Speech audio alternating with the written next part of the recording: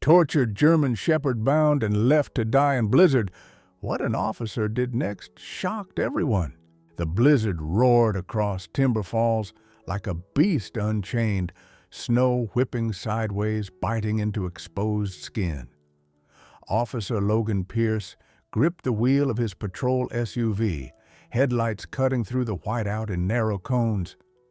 At 36, Logan had seen combat overseas, had walked alleys where danger stalked every corner, but nothing unsettled him quite like the mountain storms of Colorado. They could swallow a man whole. Tonight, something felt wrong. His instincts, sharpened by years of war and law enforcement, hummed under his skin.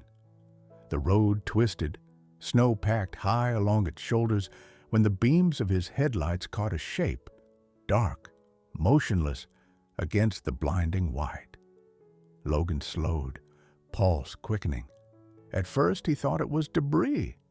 Then he saw the glint of metal, 4 iron stakes hammered into frozen earth, chains taut against the struggling body of a German shepherd. The dog was splayed in the snow, ribs rising in shallow, ragged breaths. Blood streaked his coat where the flesh had been rubbed raw, frost clinging to the wounds. His eyes, dulled with exhaustion, lifted to meet Logan's, eyes that should have been wild with pain, but instead carried the faintest spark, a plea that cut deeper than any scream. Logan's boots crunched through the snow as he dropped to his knees, the storm battering his back. His hand shook with rage as he drew his knife, slicing through frozen cords that bit into raw skin. Each cut revealed another layer of cruelty, bruises, welts, gashes no creature deserved. The shepherd whimpered, but didn't resist, as though some quiet corner of him recognized safety at last. "Easy, boy, I've got you," Logan whispered, his voice hoarse against the wind. He pressed a gloved hand against the dog's ribs, feeling the fragile thud of a heart refusing to quit. As he bundled the broken animal into his arms, headlights slashed across the snow. A black SUV crawled past, no plates, windows tinted. The driver's gaze locked with Logan's, cold, deliberate, knowing. The vehicle slid by without stopping, swallowed by the storm. Logan's gut clenched.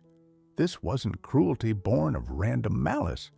This was a message, and rescuing this dog would drag him into something far darker than a winter's night.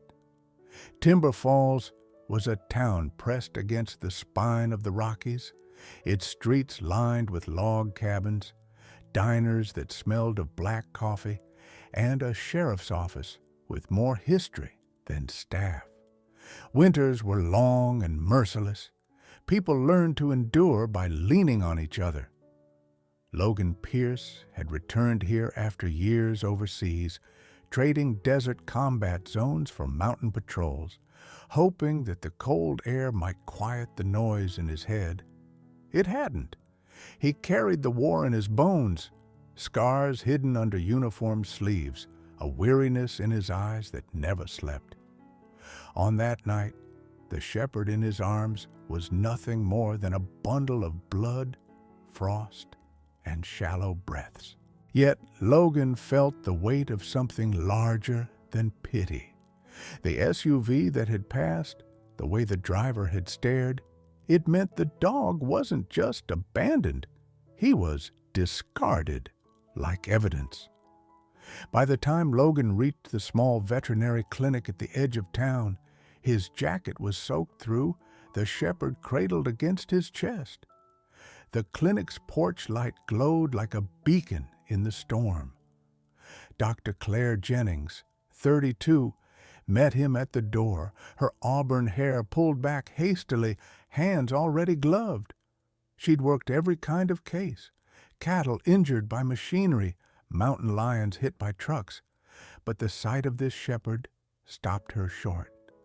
"My God," she breathed, "what happened to him?" "Bound, tortured, left to die," Logan replied, his voice flat, anger humming beneath the surface. Claire guided him into the sterile brightness of her exam room. As Logan laid the shepherd gently on the table, she moved fast, checking vitals, warming IV fluids, shaving patches of fur to stitch the deepest lacerations. Logan stood at her shoulder, unable to look away.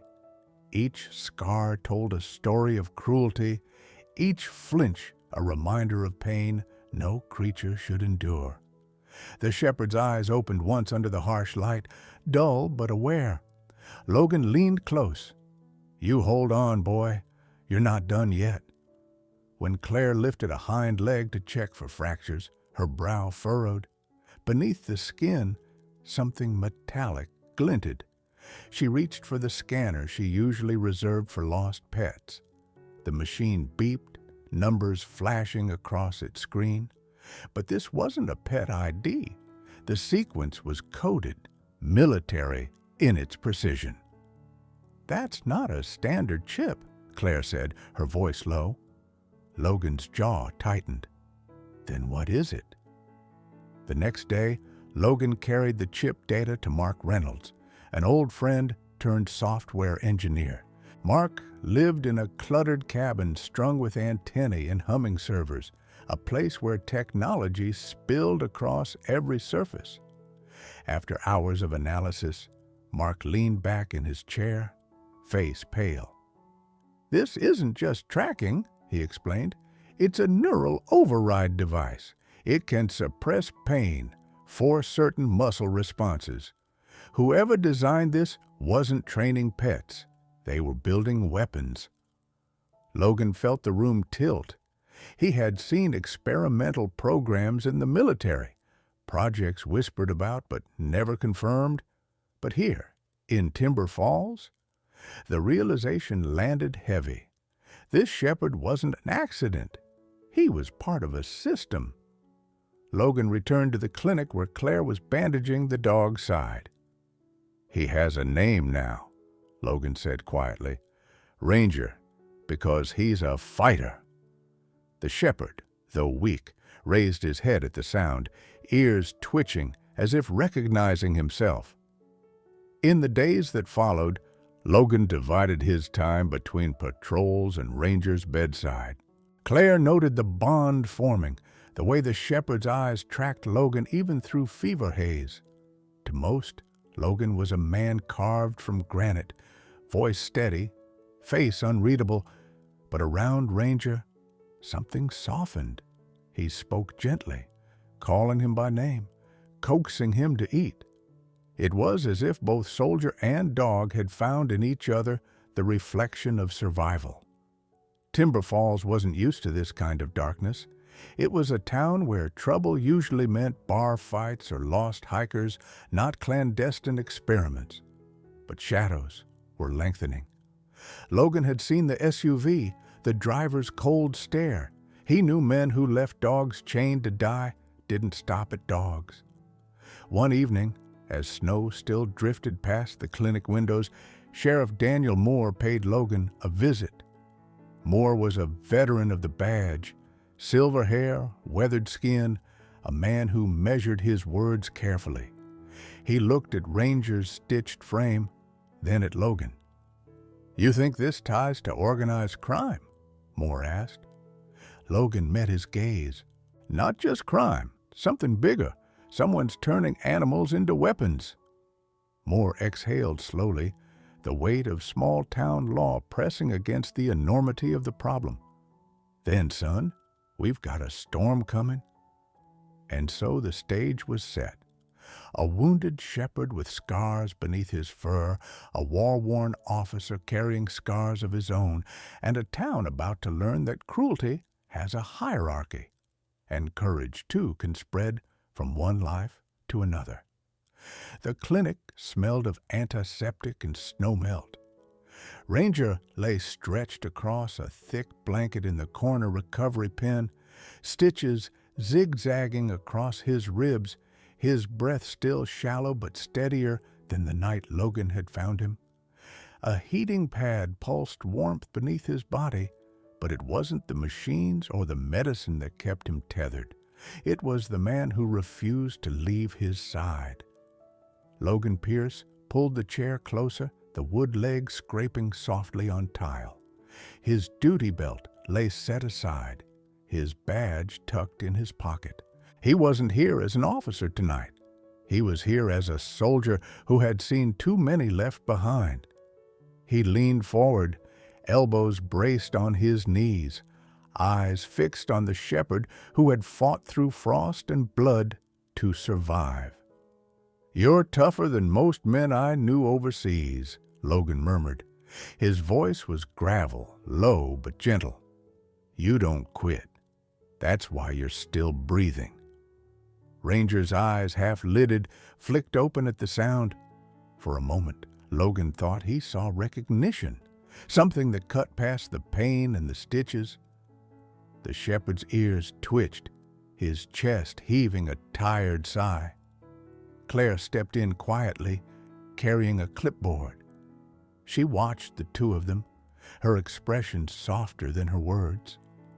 "You know you can't stay here every night, Logan. You've got patrols, shifts." Logan shook his head. "He needs someone who won't leave. He's had enough of cages." Claire didn't argue. She'd seen the way Ranger's heart rate steadied when Logan was near, how his body eased under that low, steady voice. Instead, she set the clipboard down and asked, "Why him? You've rescued strays before, but this is different." Logan leaned back, gaze never leaving Ranger. "Because when I found him, he still looked at me like I could help. Most creatures break when they're tortured long enough. He didn't, and I won't let that be wasted." The storm outside howled against the windows, but in the recovery room there was only the quiet sound of breathing, man and dog, both stitched by survival. Over the next days, Ranger began to lift his head when Logan entered. His growls, once instinctive and harsh, shifted into soft rumbles that carried less threat than caution. Logan didn't rush him. He would sit cross-legged on the floor, sometimes with a sandwich in his hand, breaking off bits of bread to hold out. Ranger wouldn't take food at first, just sniffed, nostrils flaring with suspicion. Then one evening, Logan simply placed the bread on the floor, pushed it forward, and leaned back, giving space. Ranger's eyes darted between the food and the man. After long minutes, the shepherd's muzzle lowered, teeth grazing the crust. He took it, chewed slowly, his eyes never leaving Logan's. "Good boy," Logan said softly, like a vow.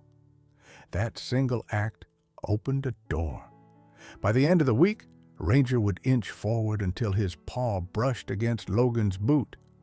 Logan didn't move, didn't force the moment, but inside he felt something crack open in his chest. It had been years since he let himself care this much. Outside the clinic, Timber Falls was buzzing, whispers of black SUVs seen on mountain roads, rumors of dogs disappearing from neighboring towns. Sheriff Moore called Logan into his office one evening, a map spread across the desk with pins marking strange activity. "Whoever left that shepherd to die didn't do it because he was useless," Moore said grimly.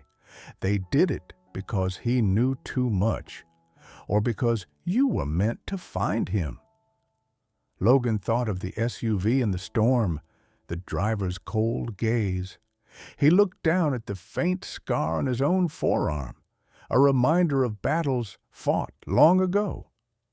"Then they made a mistake," he answered, "because he's not just evidence, he's my partner now."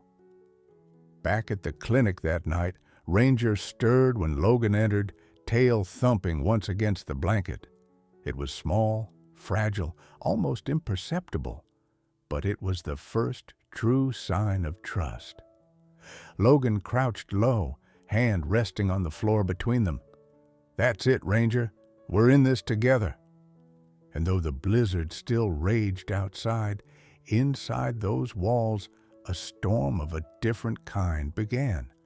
The kind that forges bonds unbreakable by fear, cruelty, or even death. The snow melted slowly in Timber Falls that winter, leaving behind streets crusted with ice and memories of nights when survival seemed doubtful. Inside the clinic, Ranger's stitches healed, but the scars remained, lines etched into his body like a map of suffering. And Logan, sitting vigil each evening after patrol, knew that scars didn't only live in skin, they burrowed deeper into memory. He understood this more than most. Logan Pierce had been 21 when he enlisted. The world then had seemed simple: duty, loyalty, brothers in arms. But wars never stay simple. He learned that quickly in the dust of foreign towns, where heat shimmered and every alley might hide an ambush. His unit had been ambushed more than once. The worst came on a road outside Kandahar, where a convoy exploded under hidden charges. Logan crawled from the wreckage with shrapnel in his arm, and the ringing screams of men he couldn't save lodged in his ears. He carried them home, those voices. They whispered in the silence of his nights, reminding him how quickly loyalty could be betrayed by fate. It was why he returned to Timber Falls. The mountains promised quiet, but even here the past shadowed him. Each time he looked at Ranger's wary eyes, he recognized the same ghosts, memories that clawed from within. Claire Jennings, ever perceptive, asked one night as she changed bandages, "You sit with him like you're keeping a promise." Logan's gaze lingered on Ranger, who trembled faintly in sleep, paws twitching as if reliving something unseen. "I guess I am," Logan said. "I know what it's like to wake up every day with pieces missing. If I can keep him from breaking the way I did, then maybe it means those years weren't wasted." Ranger's past, pieced together from the chip and from Mark Reynolds' digging, painted a story that chilled even the hardest officers. The program wasn't official, not in any way a government would admit. Funded through shadow corporations, it had started with training working dogs, enhancing stamina and obedience. But it escalated. Chips were implanted to dull pain responses, to push the dogs past natural limits. Trainers beat them, restrained them, deprived them of food, all while data streamed back to hidden servers.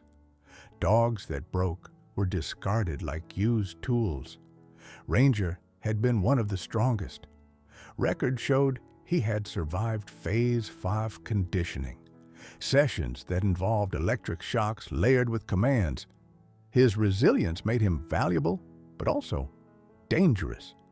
A note flagged in the file said, "Subject displays independent will. Risk of non-compliance high." Logan realized what that meant. Ranger had resisted. He had fought back against commands designed to strip him of self. That resistance marked him for disposal. They had chained him in the snow not just to die, but to erase proof that even engineered obedience could be defied. It was that defiance Logan saw in his eyes the night he cut him free, the faint spark that hadn't dimmed even as the cold tried to claim him. In a quiet moment, sitting cross-legged on the clinic floor, Logan whispered, "They couldn't break you, Ranger. That makes you dangerous to them, and that makes you valuable to me." The shepherd lifted his head, resting it on Logan's knee, as if answering. Logan's own tragedies didn't fade. He still dreamed of the road outside Kandahar, still felt the weight of his brother's loss. But Ranger gave him something unexpected, a chance to protect instead of avenge, to heal instead of harden. It wasn't that the nightmares stopped. It was that, for the first time, he didn't face them alone. Sheriff Moore saw it too. Sitting in his office one night, a half-empty coffee mug steaming between them, Moore said, "You've got ghosts, Logan. Hell, we all do. But I think this dog of yours, he's not just evidence. He's the first thing you've let matter in a long time." Logan didn't argue. He just nodded. The tragedy of Ranger's past fused with Logan's own. A soldier scarred by war, a dog scarred by cruelty. Each had been abandoned, one on a foreign battlefield, the other in a frozen wilderness. Yet, in that shared suffering, they found kinship, and Timber Falls, still unaware of the storm gathering, was about to see what happens when two survivors, bound by scars, decide to fight back. Because men like Victor Hale didn't just experiment on animals. They built empires on control. And both Logan and Ranger had learned in the hardest ways what it meant to refuse control. The storm had broken, but a different kind of pressure hung over Timber Falls. Logan's patrols grew sharper, his eyes flicking to every passing vehicle, every shadow that lingered too long. He knew men like Victor Hale didn't let things go. The SUV on the mountain road had been a warning. The silent sense was worse. Ranger had been cleared to leave the clinic. His gait was still stiff, scars pink and raw beneath his fur, but his spirit grew steadier each day. Logan walked him through the pines at dawn, the shepherd moving close at his side. The dog never strayed, ears pricked, nose tasting every change in the air. Trust was building, fragile but real. One evening, Logan drove back roads to Mark Reynolds' cabin with Ranger in the back seat. Mark had dug deeper into the chip's data, tracing signals to a server hub 2 states away. He believed it wasn't just dogs. They were testing prototypes for biocontrol that could extend to other animals, maybe even humans. As Logan turned onto the dirt track leading to Mark's place, headlights flared in his rearview mirror. A black SUV, no plates. His chest tightened. "Here we go," he muttered. The vehicle surged forward, ramming the rear bumper. Ranger barked, teeth bared, bracing himself against the seat. Logan gripped the wheel, trying to steady the truck on icy gravel. The SUV hit again, harder, forcing Logan off the road. Tires skidded, snow spraying as the patrol vehicle slammed against a stand of trees. Before he could recover, doors burst open behind them. 2 men, faces masked, weapons in hand. One carried a knife, the other a short-barreled shotgun. "Stay down, Ranger," Logan ordered, shoving open his door. But the shepherd leapt out anyway, hackles high. The man with the knife lunged first. Ranger intercepted, jaws locking on his arm with brutal precision. The knife clattered to the snow as the man screamed. The shotgun boomed, pellets tearing into the side of Logan's vehicle. Logan dropped, rolled, drew his sidearm, and fired twice. The second man staggered back, weapon falling, his mask dark with blood. The first assailant thrashed, trying to throw Ranger off. Logan rushed forward, yanking the man down, cuffing him with practiced efficiency while Ranger held firm. By the time the shepherd released, the fight was over. 1 man down, 1 bleeding and bound. Logan's chest heaved, the night air sharp in his lungs. He pressed a hand to Ranger's scruff. "Good boy, you saved us." Ranger panted, eyes locked on Logan's, steady and fierce. When Sheriff Moore arrived with backup, his expression was grim. They hauled the surviving attacker to the station, but his silence was telling. He didn't plead, he didn't deny. He just smirked through split lips as if daring them to think they were winning.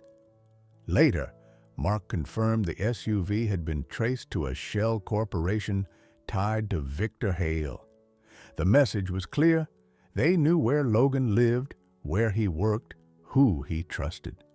Ranger wasn't just evidence anymore, he was a target. That night, Logan sat in the dim light of his cabin, Ranger curled at his feet, ears flicking at every creak of the wood. Logan rubbed the scar on his own arm, staring at the fire. "They'll come again," he said softly, "and next time they won't just want to scare us." Ranger lifted his head, resting it on Logan's knee, a weight both grounding and fierce. For the first time since the ambush on the mountain road, Logan felt the quiet certainty of something unshakable. He wasn't standing alone. The danger had arrived. The war was beginning. The raid came before dawn, when the mountains were hushed and the frost bit deep into the earth. Logan stood outside the abandoned mill that served as Victor Hale's stronghold, Ranger at his side, the shepherd's breath ghosting white plumes into the air. Sheriff Moore's team waited in silence behind armored trucks, radios whispering clipped orders. FBI agent Melissa Carter had taken command, but every eye flicked to Logan. He was the one who had found the dog, uncovered the chip, bled for this case, and Ranger, scarred, unbroken, was their compass in the storm. The battering ram shattered the first door. Officers poured inside, shouting commands. The echo of boots on concrete mixed with the barks of caged dogs and the startled cries of guards. Gunfire cracked. The mill erupted in chaos. Logan moved through the shadows, Ranger pressed against his thigh. Every time they turned a corner, the shepherd swept forward, ears flat, teeth bared at any threat. When one armed man lunged from a stairwell, Ranger launched, jaws clamping his wrist until Logan dragged the weapon free. But the real battle waited deeper. In the sub-level, they found cages, dozens of them. Dogs of every breed, whimpering or silent, eyes glazed from months of cruelty. Logan's chest tightened. He had seen prisoners of war look like this. He had never thought to see it in animals. Ranger stopped dead, hackles bristling. Logan followed his gaze to the far end of the hall. Victor Hale stood there, flanked by Briggs and another guard. The older man's suit was immaculate despite the chaos, his smile sharp. "You should have left well enough alone, Pierce," Hale called, voice carrying above the din. "That animal is property. You don't understand what he was built for." Logan stepped forward, weapon raised. "He's not property. He's a soldier who refused to break. That makes him more human than you'll ever be." Briggs fired first. The shot sparked off the metal bars, sending the dogs into a frenzy of barking. Logan dropped behind a pillar, returning fire. Ranger lunged, dragging Logan clear of another blast. In the chaos, Hale tried to slip away toward a side exit. Logan caught sight of him and gave the command without thinking. "Ranger, take him!" The shepherd sprinted, a streak of muscle and fury, teeth flashing in the dim light. Hale turned, shock flickering across his face as Ranger slammed into him, dragging him down. The man cried out, his gun skittering across the concrete. Logan rushed forward, cuffing him as Ranger held him pinned. When the last shots faded, the mill was theirs. Officers swarmed, unlocking cages, leading frightened dogs into the open. Some limped, some collapsed, some wagged their tails weakly as if clinging to hope. Logan knelt beside Ranger, pressing his forehead to the shepherd's. "You did it, partner. You ended it." Ranger whined softly, leaning into him, the bond between them burning brighter than any metal. Later, as dawn broke over Timber Falls, Logan stood outside with Sheriff Moore and Agent Carter. The FBI loaded Hale and Briggs into transport vans, their empire of cruelty dismantled. The cries of rescued dogs echoed from the trucks, but they were cries of life, not despair. Moore clapped Logan's shoulder. "You gave this town more than an arrest today. You gave it back its soul." Logan looked down at Ranger, who sat tall at his side, eyes steady despite his scars. He thought of the night he had found him in the snow, bound and broken. Now, standing free, the shepherd was something more, a symbol of survival, of defiance, of redemption. And Logan realized something he hadn't felt since the war: peace. Winter loosened its grip on Timber Falls slowly, the heavy snow receding into rivulets that trickled down the mountainsides. With spring came rebuilding, not only of houses battered by storms, but of trust, of hope, of the town's very spirit. The abandoned mill, once a place of cruelty, was torn down, brick by brick. In its place rose something new: the Timber Falls Canine Rescue and Training Center. Built with town donations and federal grants, it stood as both a sanctuary and a school, a promise that no dog would again be treated as disposable. Logan took on a new role there, splitting his time between patrol and training the next generation of K9 units. And Ranger, once broken, once left to die, was the heart of it all. His scars remained, silver threads in his dark coat, but his spirit shone brighter than ever. He wore his official Timber Falls K9 badge with quiet pride, tail wagging as children from the elementary school visited, their laughter echoing through the halls. To them, he was not a victim, he was a hero. Claire Jennings became the center's lead veterinarian, her hands tending the rescued dogs, her voice soothing them through tremors of fear. She often looked up to find Ranger sprawled at her feet, a steadying presence. Logan teased her once that Ranger had appointed himself her bodyguard. Claire only smiled and said, "Maybe he knows we're the ones who needed saving too." On a quiet evening months later, Logan sat on his porch, Ranger's head resting against his knee. The mountains glowed with the last gold light of sunset. Sheriff Moore joined him, handing over a worn leather file. "Case is closed," the sheriff said simply. "Hale will never walk free again. But what you and that dog did, it's bigger than any file, Logan." Logan opened the folder briefly, then set it aside. He didn't need the paperwork to remind him. Every bark of joy from the kennels, every grateful lick from a rescued dog, every child who now knew that courage could come on 4 legs, that was proof enough. Ranger shifted, nudging his hand. Logan chuckled, scratching behind his ears. "Yeah, partner, we're home." The wind rustled through the pines, carrying with it the sound of distant laughter from the rescue center. For Logan, for Ranger, and for Timber Falls, the nightmare had ended. What remained was a bond forged in snow and blood, one that could never be broken. Because not all heroes wear badges. Some carry scars, walk on 4 legs, and leave paw prints on hearts that last forever.